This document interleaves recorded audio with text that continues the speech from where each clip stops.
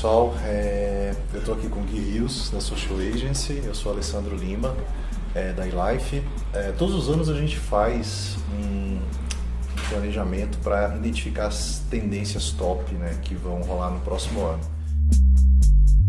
O que a gente prevê para o próximo ano é cada vez mais se monitorar o consumidor e se identificar que marcas estão ao redor desse consumidor. Então, eu tenho o Guilherme Rios e que marcas o Guilherme Rios se relaciona dentro do ambiente digital. E se você monitora o usuário e não somente as marcas, você consegue identificar que marcas estão ao redor de mães, que marcas estão ao redor de amantes de vinho, que marcas estão ao redor, por exemplo, de amantes de gatos ou de pessoas que bebem cerveja. O Twitter ele ainda tá um pouco fechado nessa questão da publicidade. Você ainda precisa comprar publicidade no Twitter. Não existe nenhum modelo self-service no Brasil ainda. Mas esse modelo está surgindo aos poucos no exterior, né? E já tem nos Estados Unidos, já tem em alguns países da Europa e tende a chegar aqui no Brasil facilitando o teste e até facilitando um pouco as empresas entenderem como é que elas podem utilizar essa plataforma e uma evolução dela, né? Acho que o legal do que está acontecendo com o Twitter é que finalmente no Brasil se faz um uso um pouco mais claro do Twitter, né? Os clientes da eLife que estão monitorando aí, 7 anos as redes sociais, já tem um armazém de dados super grandes e a gente está olhando para esses dados e pensando em projetos que possam trazer um pouco mais de informação ao cliente usando técnicas estatísticas mais sofisticadas, né, como clusterização, correlação e etc. E aí, com esses dados, a gente acredita, por exemplo, que vai ser possível identificar tribos de consumidores e, a partir da identificação dessas tribos, identificar, por exemplo, o que determinadas tribos de consumidores gostam, o que eles assistem na TV, ou que tipo de aplicativo eles usam para twittar no Twitter, ou para publicar conteúdos no Facebook. Então, assim, a gente está apostando muito nesse social big data. E mobile deixa de ser uma promessa, essa é a ideia para 2014. Para mobile deixar de ser uma promessa, as empresas precisam pensar mobile também, né?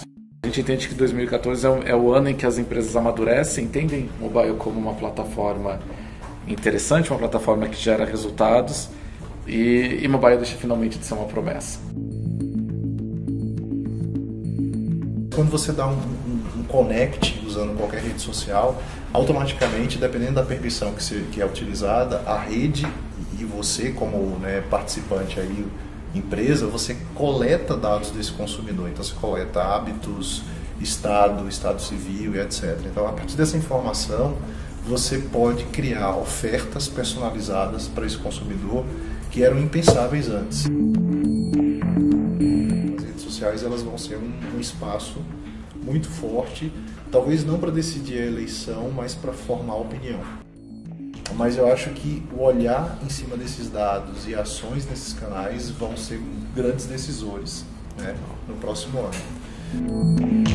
Numa cobertura esportiva, você por exemplo, está patrocinando os letreiros e consegue entender qual que é a repercussão disso. Ou você numa final de um Super Bowl, você compra uma daquelas cotas caríssimas, né, de patrocínio, e aí durante o intervalo você vê qual que é a repercussão da sua propaganda. Sim. Geralmente que é bastante criativa, né?